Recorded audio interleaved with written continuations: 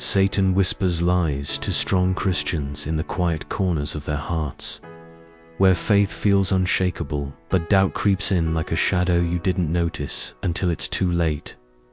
Have you ever felt that chill? That subtle voice questioning everything you stand for? He doesn't come with a pitchfork or a cartoonish grin.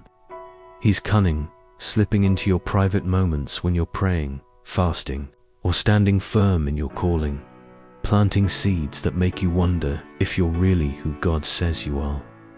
The first lie he tells you is that your past still defines you, those sins you repented of. The shame you laid at the cross, he drags them back, whispering that you're still that old version, unworthy of the grace you've been given. Even though 2 Corinthians 5:17 declares you're a new creation, you feel it when you're alone, don't you? That nagging thought that God's forgiveness didn't fully reach you. But Satan's second lie is even slicker. He tells you your strength makes you untouchable. That because you've overcome trials or led others to Christ, you're above temptation now. Pride creeps in, and before you know it, you're blind to the small compromises, like David ignoring the warning in his heart on that rooftop to Samuel 11. You start believing you're too seasoned to fall, but no one is exempt from the enemy's schemes. Then comes the third lie, a hidden dagger. Your struggles are a sign God's abandoned you.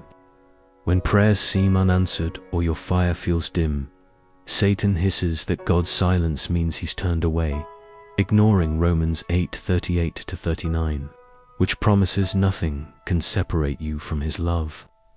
You wrestle in secret, wondering why a strong Christian like you feels so weak. But that's exactly where he wants you, isolated, doubting God's presence. The fourth lie is that you must hide your battles to protect your witness.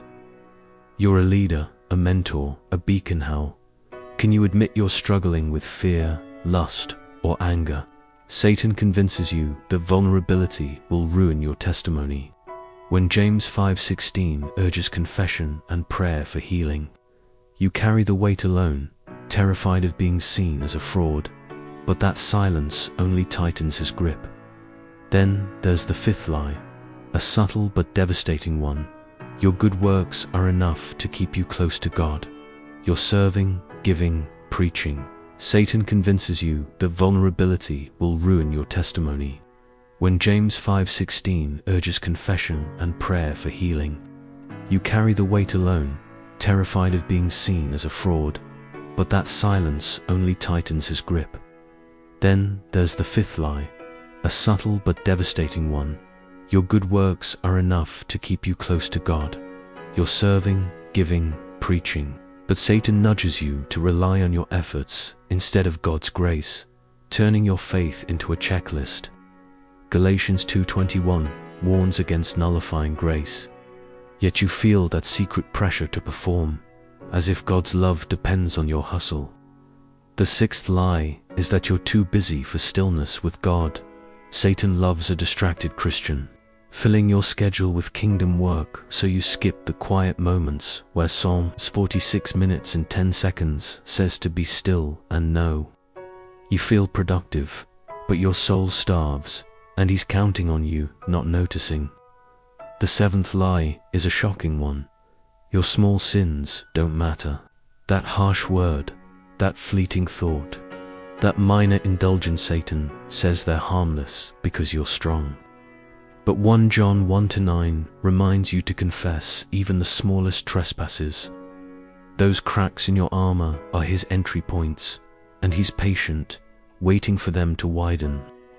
The eighth lie is that you're fighting this alone. In your private struggles, Satan convinces you no one else understands, that other Christians are too perfect or too judgmental to help. Yet Hebrews 10:25 urges you not to forsake gathering together. Your brothers and sisters are your strength. But he wants you isolated, believing your battles are unique.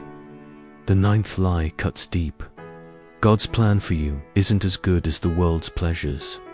When temptation dangles success, comfort, or fleeting thrills, Satan whispers that God's path is too hard, too sacrificial, ignoring Jeremiah 29:11's promise of a hope-filled future. You feel the pull in secret moments, wondering if God's holding out on you. But that's the enemy twisting your desires against you. Finally, the 10th lie is the most dangerous. You can handle Satan's attacks without God's full armor. You lean on your wisdom, your experience, your grit. But Ephesians 6:11 commands you to put on every piece of God's armor to stand firm. You're strong, but not invincible, and Satan knows exactly where you're exposed. These lies aren't loud, they're whispers in your quiet moments, tailored to your strengths, your calling, your faith. But here's the truth. You're not fighting a losing battle. But Ephesians 6:11 commands you to put on every piece of God's armor to stand firm. You're strong, but not invincible, and Satan knows exactly where you're exposed.